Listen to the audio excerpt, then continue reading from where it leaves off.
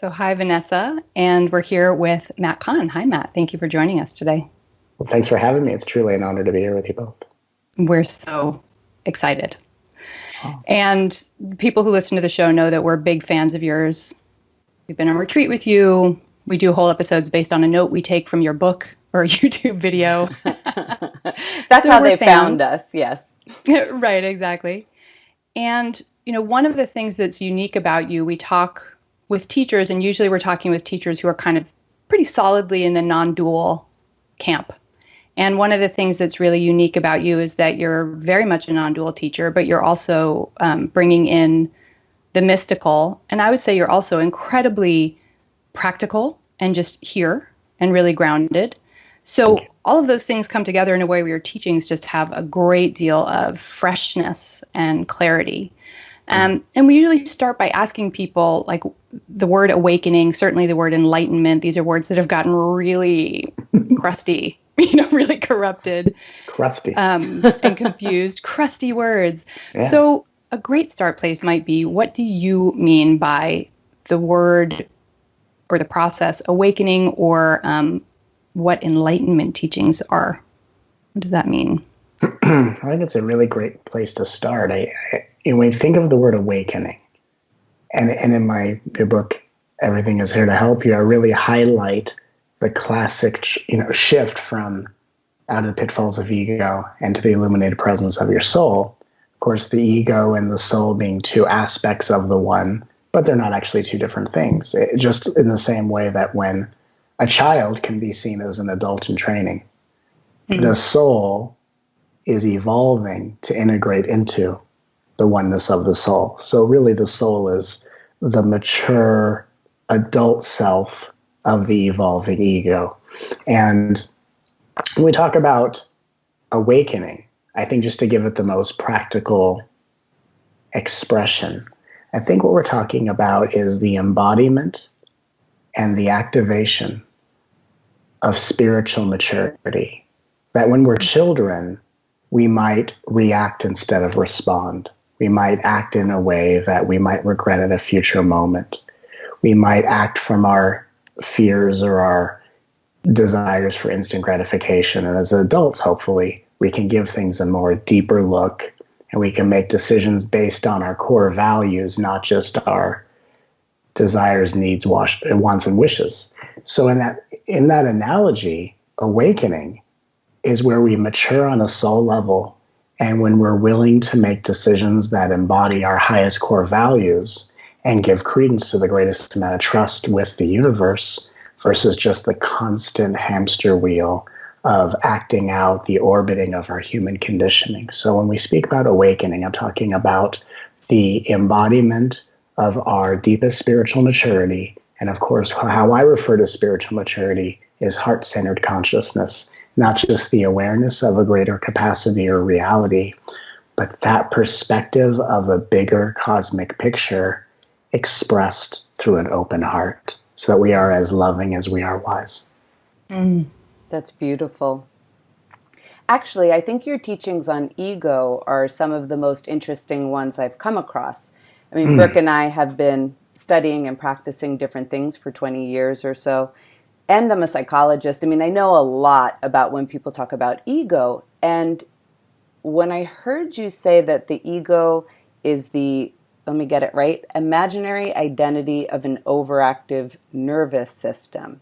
Yes. At first, I thought that's a really interesting concept, right? It's really interesting. And then over this last year, I've experienced some powerful shifts, some on retreat with you. And I thought, this is not just an interesting concept. This is a revolutionary gateway for people to walk through.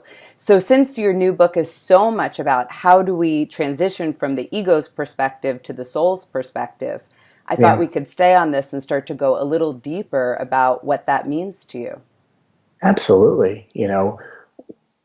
It's interesting because I always like to find new angles of teachings. That's my fun is, if I teach something over and over again, I always want to find a different approach to it. So if I teach ego, I want to talk about it differently and I want to present it differently, because that's my joy, is always finding a new angle, a new nuance to create a doorway for a deeper revelation to occur.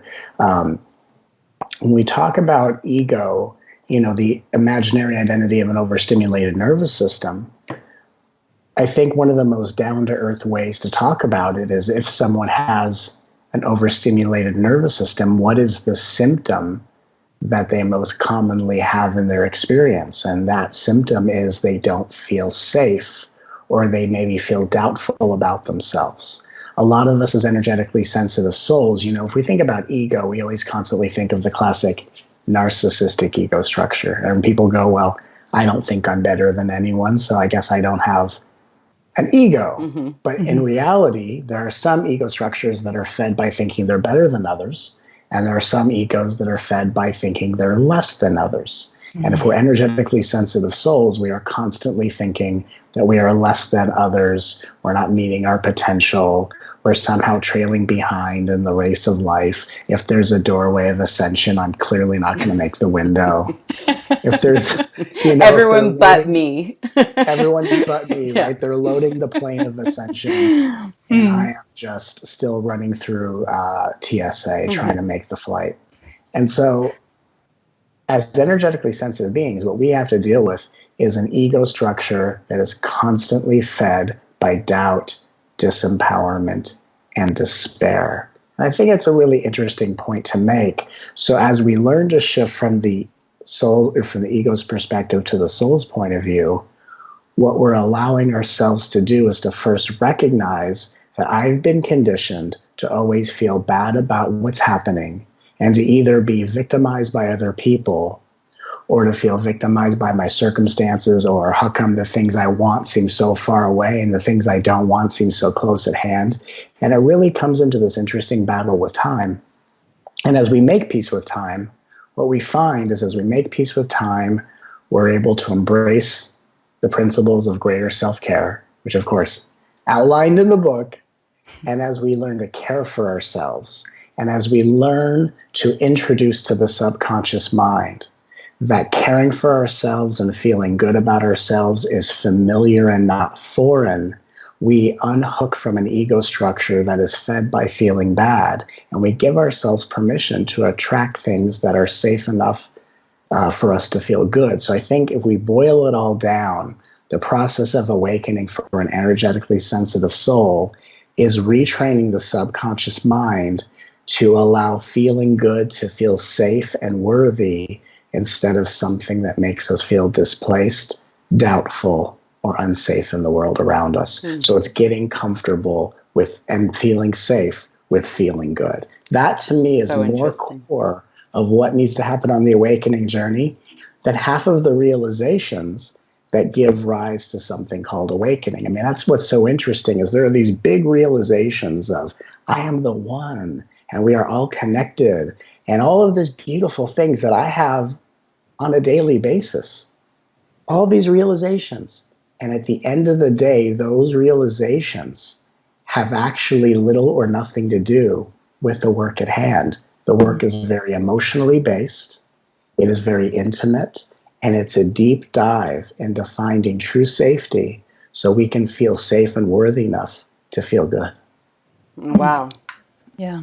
I remember when I first came across your teachings, a friend sent them to me, and that differentiation you make between energetically sensitive beings and, let's say, the narcissistic type ego, that they have different structures and require different medicine, to use maybe a terrible word, but they require different approaches. It's so helpful because I think that we can all have an image in our minds of the spiritual narcissist, the sort of like, I am better than because of my amazing realizations.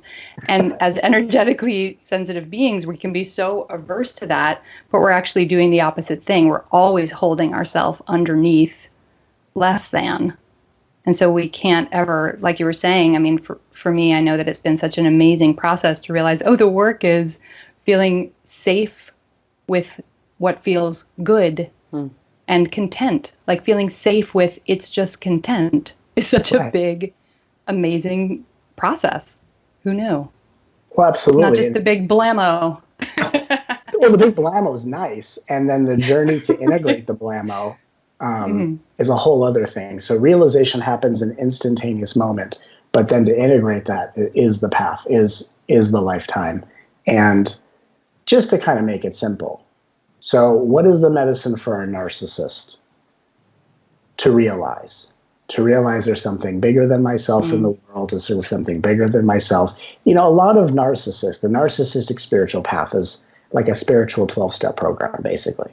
Right, so when surrender, I forgive, oh my goodness, oh my God, so-and-so, I've been spiritually drunk for 40 years, I'm so sorry, all that stuff. But the path of a spiritually, you know, energetically sensitive soul is not to realize, it's to receive. So the narcissist realizes as their medicine, and the energetically sensitive soul, or the inferior ego as I call it, awakens the ability to receive. And so when we awaken the worthiness to receive all that Source has to offer us as a confirmation that we know ourselves as nothing but Source. Just as for a superior ego structure or a narcissist, their realization into Source is to realize the greater perspective outside their personal view. And if we think there's just one path, and I see this a lot with energetically sensitive souls, you know, they constantly are denying the personal self, as if the denial of the personal self is the gateway into a transcendent state of consciousness. And it's very easy to deny and to surrender your personal self when you don't like the character you're playing in life. Yeah. Right? Like, what's the percentage of people who have loved their life circumstances, who have completely wanted to abandon themselves? Probably none. Right. I'm the character that always gets blamed. No one likes me. Like, oh, I'm going to wake up out of ego. And there is an awakening out of ego. But if you're energetically sensitive, your ego trip is not feeling good enough to receive. Like, you do something amazing, and then someone goes, oh my God, you're amazing. And your subconscious mind goes, oh my God, you're about to feel good for the first time in your life. We have to reject that. Right? So a narcissist has to wake up enough to realize, and an energetically sensitive one has to awaken deep enough to receive. And only when we can receive do we know how safe we truly are. That's what unravels the nervous system, collapses the old ego structure, and create space for this awakening soul to be embodied. I mean, it's always been so phenomenal if you observe yourself. I'm one of those people who was very attached to the less than identity, and you can see it. There was a certain point where I got enough space to see, okay, I can't be the only one so screwed up I'm undeserving of love. I don't think that about another human, right? So how could this be? And yet you can't seem to kick the pattern, right? The thought stream is there, the feelings are there. And it's this interesting human phenomenon that we would remain attached to an identity that creates so much pain.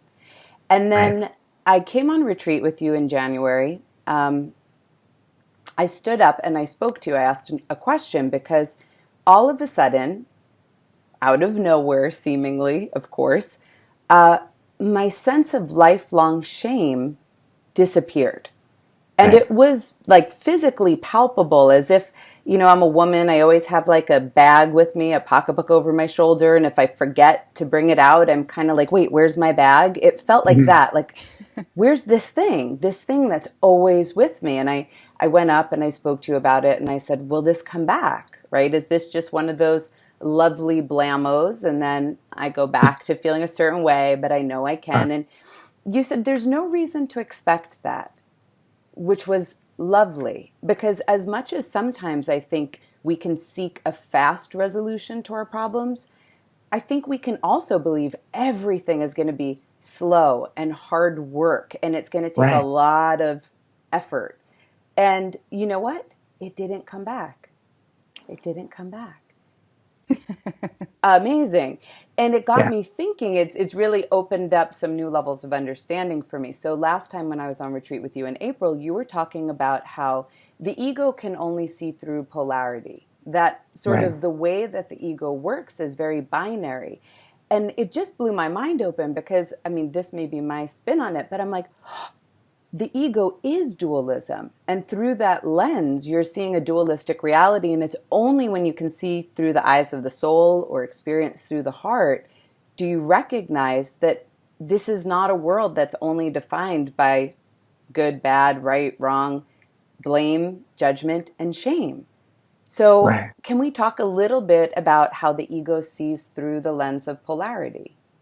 Absolutely. And just a word that comes to me that's going to make it really like so touchable for everyone listening to this dialogue is when the ego sees through the lens of polarity, it's looking through a view of comparison. So, for example, the ego is going to say things are either right or they're wrong. They're either closer to happy or closer to sad. It's either one or the other. And just to give a personal story to kind of make, to help elucidate this and unpack it for everyone listening so we can, as we're listening to this dialogue, people can have a direct experience of it. I remember in my life when I started to really, many years ago, wake up at a very rapid rate. And all I would do was just literally listen to my own inner channeling, and I would take myself through the process. And by taking myself through the process, I would learn how to take other people through the process. And at the same time, I don't have a concrete written out process because every day it changes. Because there's so many different dimensional ways of looking at all this. But I remember once I had this very interesting contemplation of myself. And I did this deconstructive contemplation where I would see something and I would let there be a conclusion. I don't use the word judgment. I always say conclusion. Just seems nicer, right? Mm-hmm. But judgment, right? So pleasant. A conclusion about something. I think a judgment is like the intensity of your belief in a conclusion, right? They're conclusions. And if you really believe in the conclusion, then we have a judgment. So I'd make a conclusion about something like, I'm happy. And then I would ask myself, compared to what? And I would realize that my sense of happiness were that all of the things that I would define as sadness were absent. So I must be happy because all the things defining my sadness aren't here right now. Or I'm feeling sad compared to what? Compared to a couple of days ago when the things that are making me sad weren't there. And I would realize, because people, you hear so often, your external reality doesn't define you, right? You hear that all the time. Oh yeah, I'm not defined by these things. And people can even make these grandstand statements. I'm not defined by my life. And then when they're done, they go back to being defined by their life, right? Right. Yes. Right? There is no personal self, says the personal self, right? Right. Yes. And again, we all have to pass through these stages. So there's no judgment, of course, but it's so funny, especially on the non-dual path. It can create some very slippery, tricky business. I call it the invisible ego, right? The ego that says there's no ego, which is its own bag of tricks. But if we think of comparison, so if I had no sense of sadness, what is the real meaning of happiness? Or could happiness just be the way things are with nothing to interrupt it? So even in this moment, if there was nothing to compare, there would be nothing to conclude. And if there was nothing to conclude, then life in itself is just open and flowing, and one thing leads to the next. And we don't need to pause the movie to make a conclusion about it. We just watch it. That's powerful stuff. Thank you. Yeah. You're welcome. Yeah. Go ahead, Brooke. Sorry, this is trouble with the 3-person talk, right? Right. Adversity, so you touch on that there because a lot of times we're making conclusions about our adversity, which kind of holds it in place because then we're saying the problem is here, this is the issue. I actually have a quote here from your book, if you don't mind. Please. So you write, since the gifts of adversity through each stage of our journey exclusively benefit the consciousness within us, only the soul can embrace such a process. And it gets back to what we were talking about in the beginning, ego versus soul, because I think I have watched in spiritual circles, in myself for sure, and in others, the way that the ego can try to go on this journey, as we were talking about a little bit. Like all the time. Right. And so I guess maybe diving a little bit more deeply into only the soul can, benefit. It's only benefiting the consciousness within us, the adversity. Can we like take a tour of that a little bit more closely? Absolutely. So, every outcome that happens in life is guaranteed to create some sort of change, but it can only change you for the better. And it's only changing the evolution of consciousness, because consciousness goes from its dormancy or unconsciousness into greater expansions of consciousness. So everything is trying to help evolution evolve. Just like when you're a kid, everything that happens is to help you grow. But the only thing that's growing in us and elevating and expanding is unconsciousness. So we could say the ego seeks, but only the soul receives. So the ego is the one that's working hard, going towards the goal, but the only one that actually receives the benefit is the evolving soul within us. So it's kind of like the ego is just the sock puppet that the hand wears. The hand is going to benefit from the journey, and the sock puppet is going to be the commentary about it. Something else I was thinking about recently, and it's like kind of like a new way of looking at it. So it's like, I'm going to share this with you for the first time ever. Oh my God, a fresh new perspective on the ego. But I was thinking about this. And, I've said ego is this imaginary identity of an overstimulated nervous system and all these different things. And I started thinking about this, and I thought, what if the ego is a series of unconscious habits happening within the consciousness of divine perfection? And that really what the ego is are the reasons, the judgments, the conclusions that justify us constantly acting out these unconscious habits. And the difference between an everyday ego, a garden variety ego, and the slippery spiritual ego is that a spiritual ego just has spiritual reasons to justify their unconscious habits. And that blew my mind when I thought about it. Yeah, that blows my mind too. Right? And so it makes like it so much lighter. It just makes it so much lighter and more compassionate too, that you can't hook into it in like a shame blame way. It diffuses the shame blame. Like in the beginning, right? In everyday life, like, oh my God, I do these unconscious things that are self-destructive and not caring for my body. I put ingredients that create inflammation, and I put things in my body that perpetuate addiction, or all these different things that we do, or I, judge the people that I think are judging me, all these things. And maybe the person's reason is, well, because I wasn't loved by my family, or I felt abandoned by my childhood, which are all serious things that require healing. Then on the spiritual journey, people tend to do the same exact things. And all they do is they exchange their human reasons for spiritual reasons, but the actions stay the same. So from my perspective, vibrationally, when I'm working with people at retreats individually, I can scan when I'm working. I don't do this all the time because, who wants to live like that? But I scan when I'm working, and so I'm working with someone, and I can actually scan and feel vibrationally where they're at, which is like a progress report of the average choices being made. And I can then look at the subconscious mind. I go, I know exactly the reasons they used to make those choices. And I do that to help people, of course. But imagine being someone who has had a bunch of spiritual realizations and has gone through great expansion. And if you just were to step outside and look at their choices, it's almost exactly the same. What's changed is the point of view and the reasons for doing those things. I find that to be fascinating. And once people see that it's not about how much you've learned or realized, but have you allowed that wisdom to influence your choices and to become more empowering and nurturing and loving towards yourself? Are you willing to change the way you put food in your body? Are you willing to love your heart more often? Are you willing to love the people that may not be ready to love you back? Don't put yourself in a toxic environment. But I mean, if we're going to really be completely enamored by wisdom, how deeply are we allowing wisdom to change us? And for someone in my position, I don't demand anyone to change in my presence.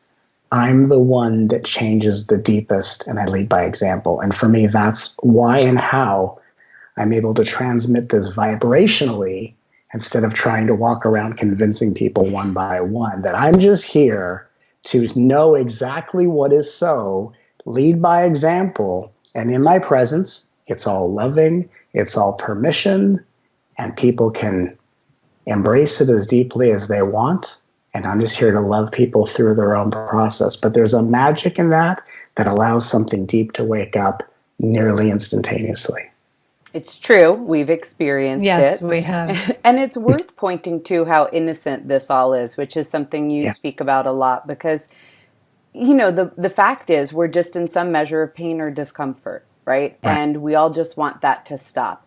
And we do the best we can with the conditioning we have, with the nervous systems we have, to figure out how to make it stop. And I think what becomes interesting when I've been on retreat with you and then spoken to people after is one of the next questions comes, how do I tell when I'm moving from an ego perspective versus when I'm moving from a soul perspective? You know, they have a decision to make.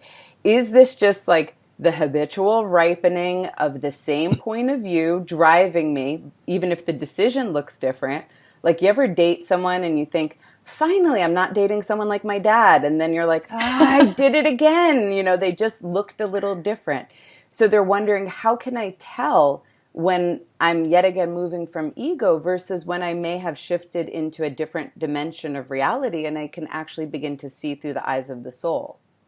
Absolutely. I think the easiest measuring stick, the first indication is looking at our relationship with our external reality and, of course, our own inner reality. So the measurement of how deeply I'm moving out of ego and into the soul is the way I treat myself becoming nicer, and is the way I'm treating other people becoming nicer. Of course, when you fully wake up, the circle becomes complete, and other people are going to be as nice to you as you are to them. You know, but at the same time, everyone's going through their own journey as well. So you can't always define it by, oh, someone was mean to me. Oh my God, let me look within and hate myself with spiritual reasons. Right. You're spiritually not evolved enough. What's that? Yeah, you're spiritually not evolved enough. You don't forgive enough. You know, these are all sorts of things I hear from people all day long. Right. The benchmark is, are you safe enough to be nice, pleasant, and polite to yourself and others? Are you safe enough to give a you-know-what about people, whether they give a you-know-what about you? It doesn't mean be someone's doormat and punching bag, but what is your most common response to other people? Here's a simple measuring stick or a litmus test. Have you woken up each morning and decided how you are going to respond to others before they can respond to you? Mm-hmm. Like, I wake up in the morning and I go, I've decided I'm going to be the most polite person anyone's ever met. And in my personal life as a child, I realized this, that instead of waiting to be validated by other people, what I found is what feels really good in my body is just to be more polite to anyone than they are to me. It was my first spiritual practice as a kid, just finding the joy of being polite. And when I was around people that weren't polite, it was really difficult for me to make it about me when I was so focused on giving the gift of politeness. And I think there's a really deep spiritual wisdom in that. There's a really deep practice in that, where when we really wake up, what we look at is not how people are treating me. We don't want to ignore that. But what we want to define reality by is, how am I responding to my own emotional reactions? How am I responding to my most negative thought processes? Not whether I have negative thoughts or I still have reactions, because that's the whole spiritual illusion. Is I think that if I was awake, I wouldn't have thoughts and I wouldn't have reactions. The problem with that belief is that most of the thoughts and reactions we have are reflections of what is still active in the collective unconsciousness. So they're not our thoughts and our reactions, it's just us feeling where the planet is. So it's not a matter of if you have thoughts or reactions. It's what's my relationship with a negative thought, with a reaction. Do I punish myself spiritually and I don't give myself a gold star because I didn't do the right thing and I didn't get a gold medal in the spiritual academic, decathlon or whatever? I didn't win the spiritual Olympics. Or are we willing to give ourselves the space and the capacity to be intimate with our mind, to be loving towards our heart? And the first measurement of enlightened existence, let's call it, even that word is very crusty. Enlightenment is such a weird word. It's a weird. Anytime someone is insisting to be enlightened, it's the most unenlightened thing you've ever seen in your life. Usually, and if you meet with someone who's truly enlightened and they say, "Are you enlightened?" they probably will just start laughing because it's the weirdest. It's the weird. Like if I'm enlightened at the grocery store, and it says that I can only get in this line if I have 12 items or less, and I have 14. Do I get to say, "Well, I'm enlightened, so I get to bring my extra two"? Like, what's the street value for this? Such a weird. You know what I mean? What's the prize? What's the prize? It's a very strange thing. But I think if we really boil it down to how easily is it for me to be nice to my mind and my heart? How pleasant am I to other people? How do I treat my kids, whether they're acting appropriately or not? What's my relationship to my spouse, regardless of what I think about their actions and behaviors? How do I view the world, no matter how silly or insane it seems to be? So when we turn inward truly, what we're looking as the first way of measuring where we're at in this whole awakening process, it's what is my relationship and response to myself first and foremost. And from that journey of self-love and healing that is required, everything transforms from the inside out. You've also been, I think, really a masterful teacher on where this gets misinterpreted and utilized in a codependent way. And I think that the spiritually sensitive people, the empaths, the sensies, as Vanessa and I call them, we can really good, right? We can we can live our entire lives every moment from codependency. So just a little discernment around that decision. I'm going to be, the most polite, and the difference between that and constantly running around caretaking, because I've heard you give very masterful talks on codependency that have helped me tremendously. So I know that that's not what you're advocating. Well, of course. And I think the problem is that, okay, so through all of us, we're all brought together to help each other up-level, heal, and evolve. And if there is healing work to be done, life's going to do everything it can do to bring to your attention as often as possible whatever core wound still remains. So if we as sensies, which I love that word, we as sensies, as I like to say, never, but it's a great word. I like that. Definitely take it. Run with that one. It's all good. I think it's great. If we act in a way and someone else has a negative reaction, the first instinct is we did something wrong. Right? The idea of you triggered someone and you didn't do anything to cause it, like most energetically sensitive souls would want to have that kind of confidence, but are completely freaked out thinking, oh, but what if I'm overlooking something? What if I'm not looking at myself? So I think part of the insecure loop is I can't not assume that I've done something wrong. Correct.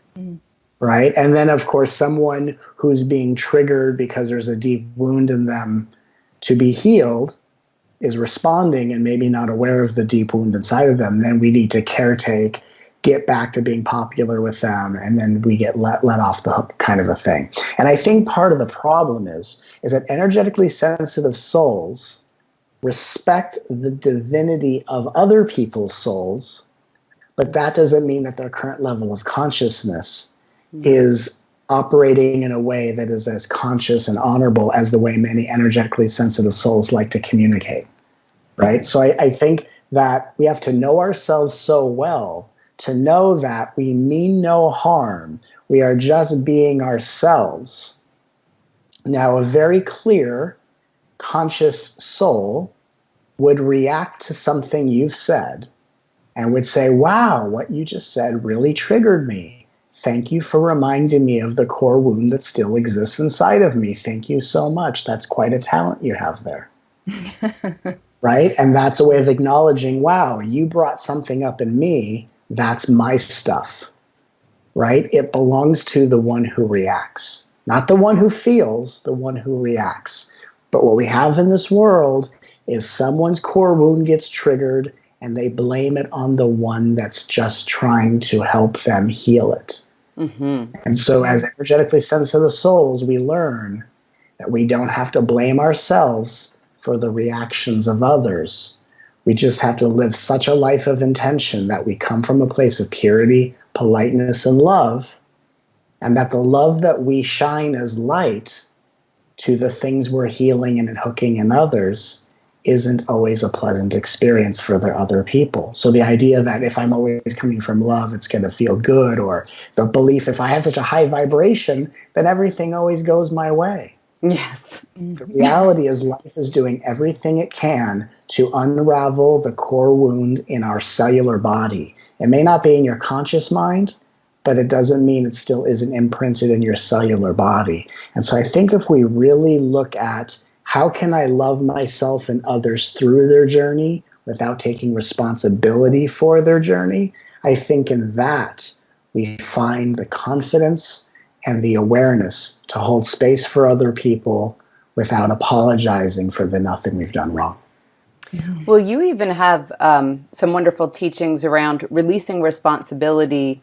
This is going to sound weird, but for ourselves in certain ways, because we start to hook to these identities, right? I am the bad one. I am the weird one, the unforgiven one, whatever the case may be. And we're hooked by that ego. And so we're always blaming someone. Sometimes I notice we're bouncing back and forth. It's my parents' fault. It's my fault. It's my parents' fault, right? The ego just it doesn't know what to do. It's just in that blaming zone.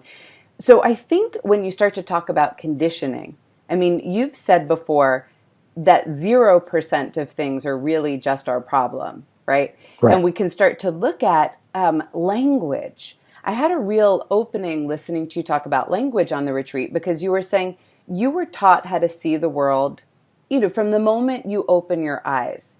People, through the use of language, they're teaching you how to think about yourself, feel about yourself, think about love, feel about love, think about them, think about the world. And it's not that I didn't understand this before, even neurobiologically, but somehow when you start to go down that hole and you go, holy cow, I never was without conditioning, right? And then my parents who created they weren't either. And so no one here is to blame. This is just an interesting scenario of human experience where in innocence, a lot of misunderstandings about what it means to be human and about love and about safety just got passed down through the lineage. So I think it's really interesting if we could talk a little bit about language and how it can shape our perspective. Absolutely. I think it's a fascinating one to talk about. It's one of my favorite things to talk about. I love words, and I never tried to be the kind of teacher that's always trying to flip things upside down. I just started to notice that I have a knack for it. And you do. Because if we can flip the world upside down, especially some of these deep spiritual ideologies, it's just to expand our viewpoint, to be able to experience life in a different way, and I think that, for example, an example about my life. When my mom wanted to tune into how I was doing emotionally, she would always ask me, "What's wrong?" Right. And what taught me was that there's always something wrong with me, and I should always keep an eye on it. And what became strange in the beginning as a child, my mom would go, "What's wrong?" And so I'm trying to get the question right. Right. So I'm assuming there's something wrong with me, and I've got to figure it out. I'm like, oh my God, I don't think anything's wrong with me, but that can't be the right answer, because she says, "What's wrong with me?" So I've got to find the right answer. So I'm now trying to look for a way to be correct with my mother, and I'm trying to answer her question based on her perception of me. And in her perception, if I'm too quiet, there must be something wrong. Mm-hmm. And it caused me to perceive myself as someone who can do wrong, or that there's something wrong with me. And any time in my adolescent life when something didn't go right, what did I turn to? What's wrong with me? Mm. And so it's the words, and again, I don't say this so that we all get freaked out about, oh my God, words, and it's just a matter of words come down to your subconscious mind has two categories. It has a familiar category and it has a foreign category. And whatever fits the familiar and the foreign that combination is called human conditioning. So if it was foreign for you to feel perfect and familiar to feel like something's wrong with you, you're going to manifest the experiences that are bringing your attention to what's on the familiar and what's on the foreign. When we wake up into self-realization, we start co-creating. And people hear that term all the time. Like what are you co-creating? You're co-creating a new subconscious mind. And through intentional living, through self-love, through spiritual evolution, we are consciously deciding not what our ancestors were familiar and foreign with, but what are we wanting to be familiar and foreign with? Like, hey, I've lived for 40 years with fear being familiar and safety being foreign. And I would like to publicly say that I'm not a fan of that combination. So what I'm going to do, right? No 5-star Yelp reviews for that. No. So what I'm going to do is I'm going to rewrite my subconscious mind as the consciousness within all of this so I can shift my subconscious imprinting. And then my cellular body is going to say, wait, there's different things familiar, different things that are foreign. So all the cellular memories that lived by the old combination instantly get cleared out. And I begin to attract things that confirm the new combination I prefer. So when we are waking up to freedom or liberation, we are becoming so liberated that we are deciding how our subconscious mind is encoded, not just trying to be in the utmost peace with the unconscious way it's been created, passed down from lineage to lineage to lineage. So we're breaking the spell of unconsciousness by learning, here's what's familiar, here's what's foreign, and what can I do about it? And of course, that's why I do the work I do. And of course, in this new book, the new book is literally a step-by-step process of all the things and ways and choices you can make to shift that subconscious imprinting and to make love and safety and joy familiar, and to allow all the opposite ones to become more foreign. And that's what allows us to feel confident. That's what takes us through the raising of the vibration and allows us to be truly heart-centered beings, but without all of the dogma and all of the, overused processes. Just how do we co-create a different subconscious mind? Because your subconscious mind then becomes a projection of the world in view. So we're literally just at the forefront of learning our co-creative abilities. And one by one, we are all deciding the world we wish to live in by the ways in which we approach and embrace our subconscious mind. I'm so glad you brought that all up. I mean, first of all, that it's not picturing a Lamborghini and getting a Lamborghini. The law of attraction. Right, like that kind of, that's what co-creation is like, bling, I can have this. And, I'm somebody historically, I didn't realize until in the last year that I was I suffer, therefore I am person, and your teachings have been so helpful. And also, being on retreat with you, being in the presence, like you were saying, of somebody who can hold that energetically, maybe hold is the wrong word, be that, and to feel like, like it's okay. Joy, contentment, just basic good is okay, and to see, wow, that was in the foreign category. Right. And there's an option. And so, just to bring up something that went on with me and I know that this comes up for a lot of our listeners too. I think for me, it was a mistaken idea, had some big realizations, and I went into the lost in space place and started like losing my body, like couldn't use my limbs so much for a while. It was a weird time. Like definitely, I called it my emptiness bed rest phase. And I think it was an unconscious, first of all, the identification unconsciously with suffering had to create, and I also have a lot of body history.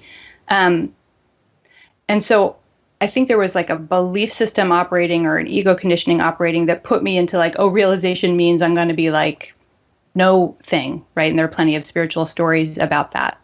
Right. And yet at the same time, so I can see that there was this funny story operating, but at the same time, you have spoken about the body, I think, so eloquently, and that it is what's on the journey too. And you're even talking about clearing cellular memory. Oh, yeah.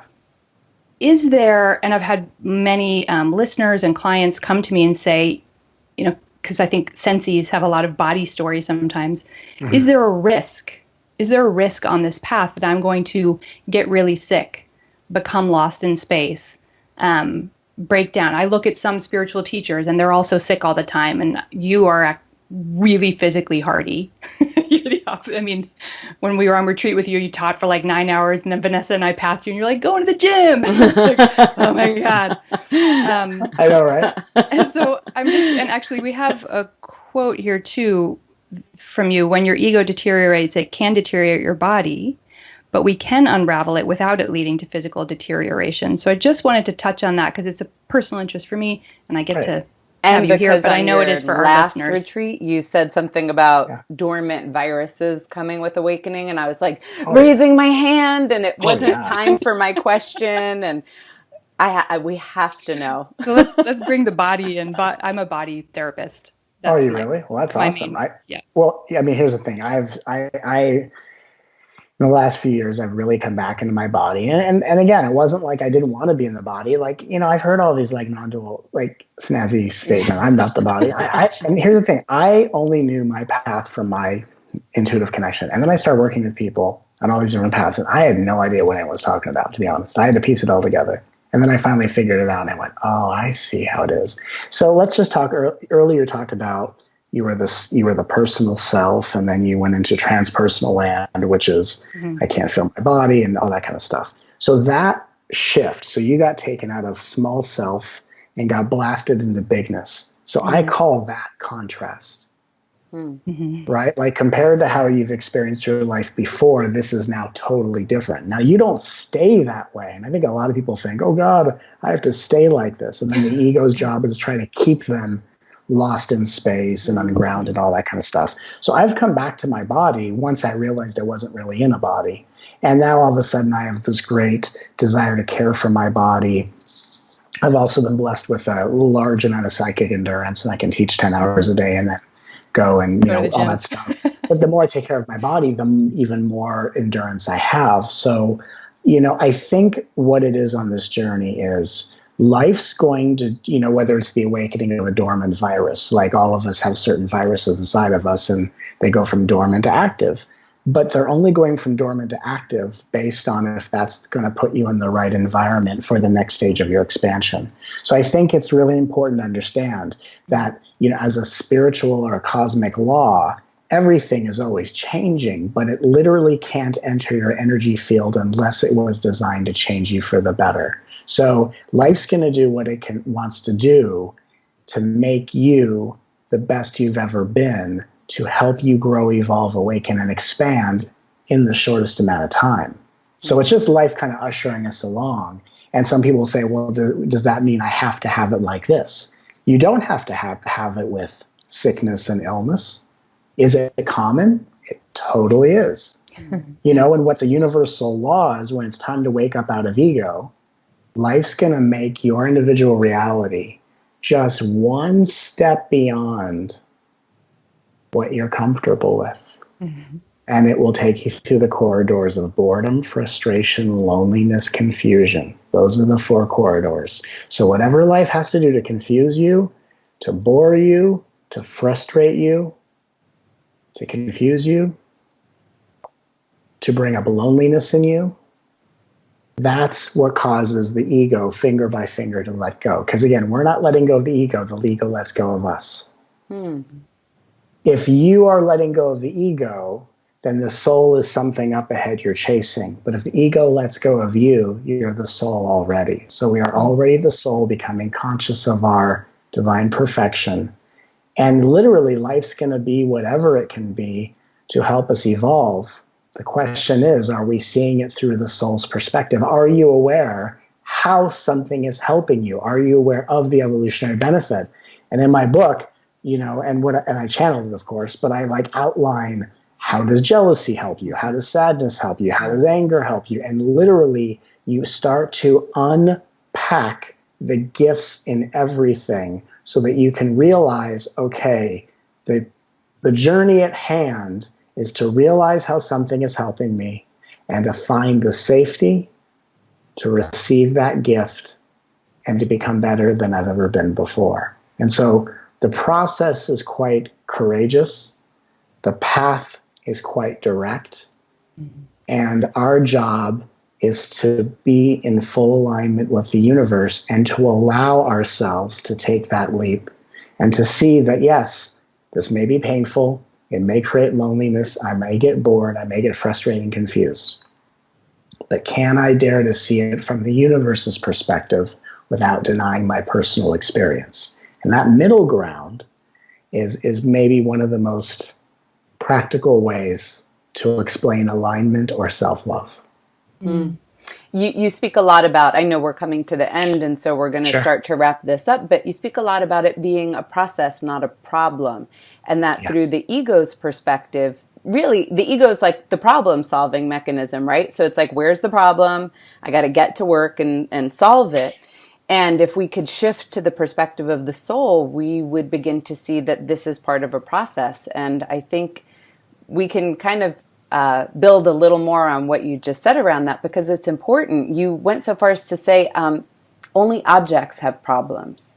I remember saying that. Do you remember that? It was really interesting because you talked a lot about objectification, which is something I'm pretty Vanessa interested in, as talk about that a lot people here, who have been objectified quite a bit. And we watch people objectifying. Even very sensitive souls have a way of objectifying themselves and others. This isn't just narcissistic reality. And I thought, that's really interesting, right? So, my car breaks down, it has a problem. My ego brain is like the best ally. It's ready to fix it. It's ready to strategize. But when we start to see ourselves as objects that have problems, this is like next level. So can we speak about this a little more? Yeah, well, so here's what's interesting. What's interesting to see is that if someone did not have a problem in their life, the perception of problem would just be externalized to other people or the world. Like, yeah, I'm okay in my life, but what about this president, or what about this unconscious people, right? So it gets deferred. It gets projected outward. So in the same way, so again, the ego either has a personal problem or it has a personal problem with another. That's the basic strategy. And it goes back and forth between problem with someone else, problem with no one else, right? And it goes back and forth. But when we awaken from the soul's perspective, everything that once was a problem is a process. So yeah, I could see it as a problem that life isn't the way I want it to be, but I accept that this is a process and life is doing everything to help me address my core wound and to unravel my conditioning and to awaken and be brighter than ever before. Wow, I'm in a process. And then you see someone else acting ridiculously. Wow, check out that process over there. Right. Check out that process. Makes it feel a lot different, yeah. Right? I mean, it's a hilarious thing. So ego is the identifier of problem. The soul is the recognizer of process. And the difference between problem and process is how often we take the times to love and cherish and adore ourselves the way the universe always does.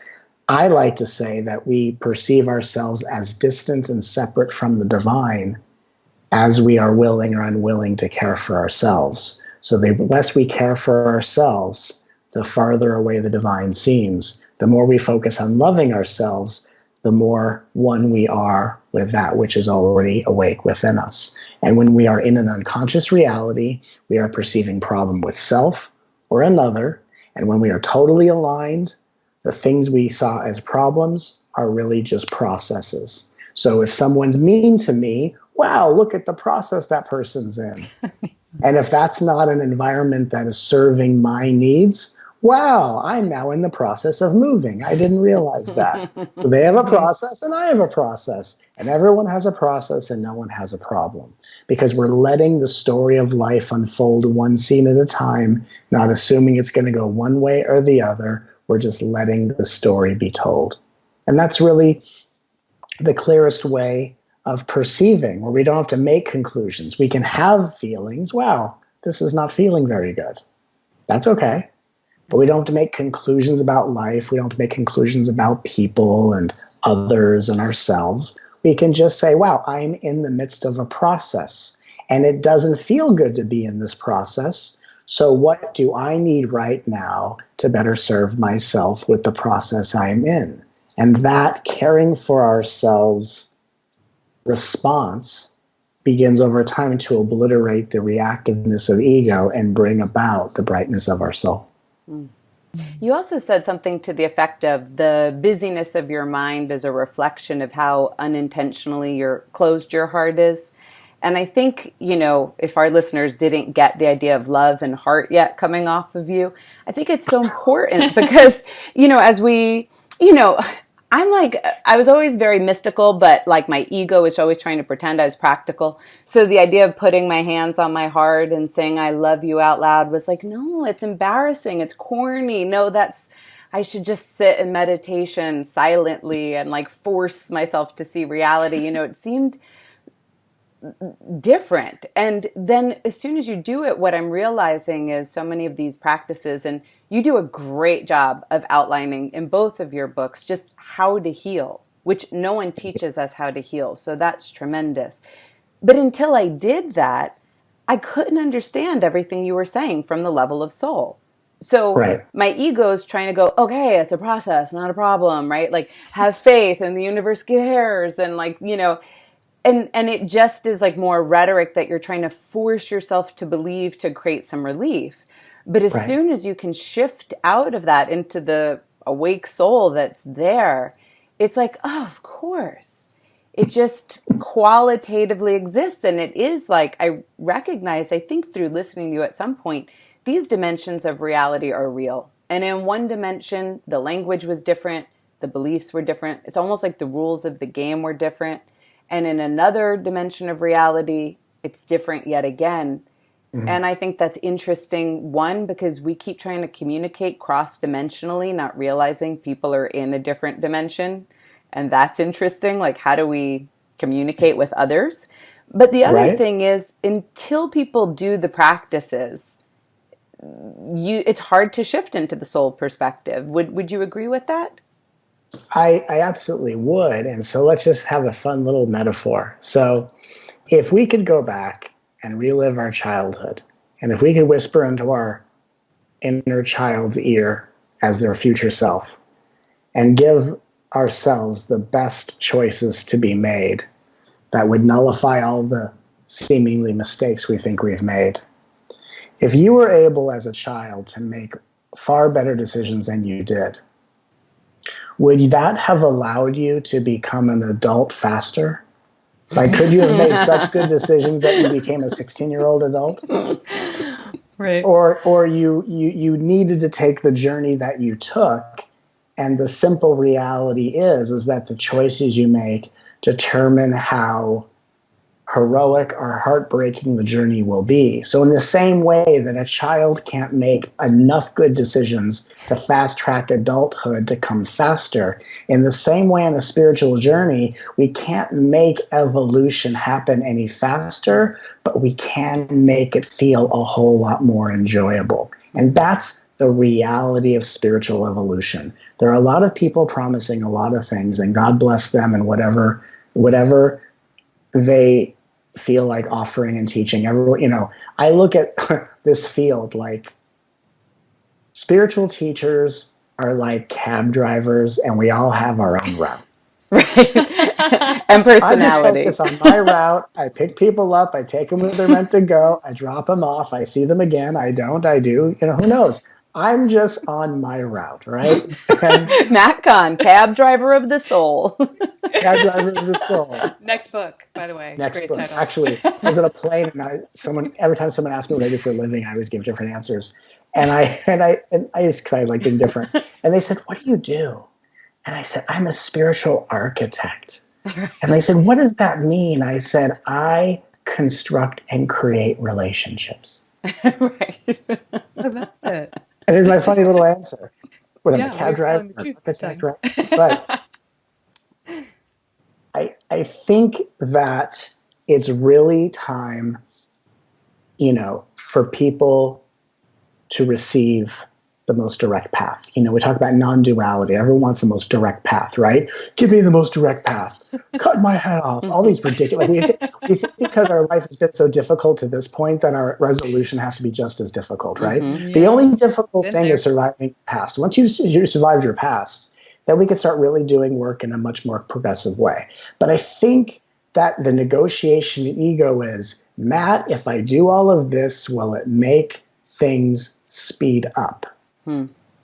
Reality is, it won't cause things to speed up, but it will certainly become more enjoyable and less agonizing. So it will seem like happiness is speeding up and sadness is withering away. But what's really happening is we're seeing that it's not our journey that makes us feel any which way.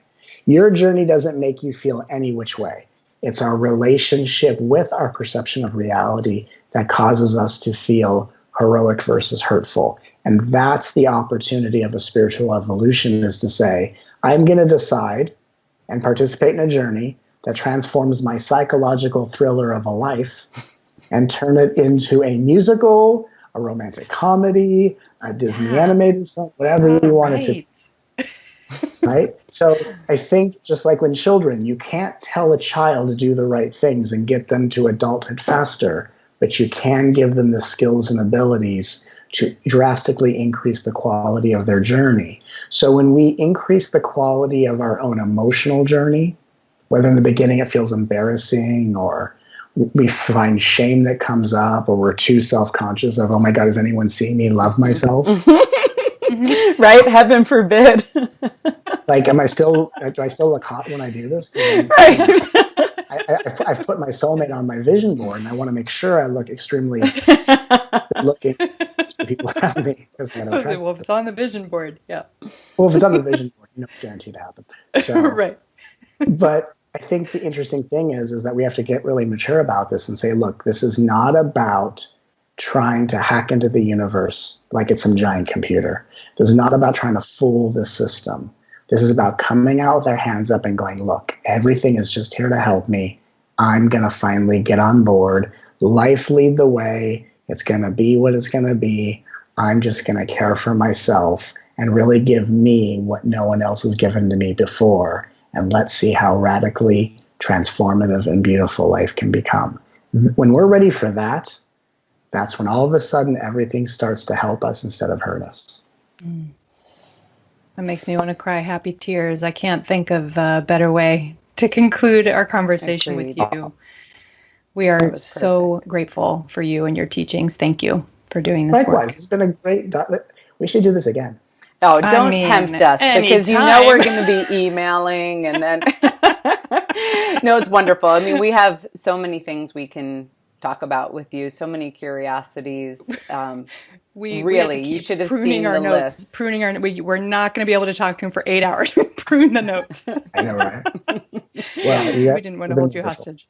But we're going to look forward to seeing you actually on your book tour. We've already scoped out the dates. We're thinking New York. So for all of our listeners who want to join us for that, because there is something about being in person for an extended period of time with yourself, and also, like 300 to 400 other people who are there with open hearts. I mean, y'all can't imagine what that's like. And if I even told an eighth of the kinds of healings that happened the last time I was around you, that masculine, feminine thing, like, I mean, so get the books, but I like to listen to the audio. We usually recommend people get the audio and do the practices, but come join us. Let's all go bask in the presence of love, because that to me is, gosh, doesn't it all just come back to that? Absolutely. And it's such an honor to be able to offer the work I offer. And it's such a joy to be able to use my gifts to show people how miraculous and incredible this journey really is. I mean, everything we hear about the journey is 100% true. It's just we have to get the right combinations in place. And so I like to teach in a way that allows the magic, the miracles, to really open up quite quickly and quite profoundly. If we take the path a certain way, everything opens up in a radically miraculous way. So absolutely come join us in person. And again, an honor to be here with you both, and an honor to serve the world alongside you. Thanks, Matt. Thank you so much.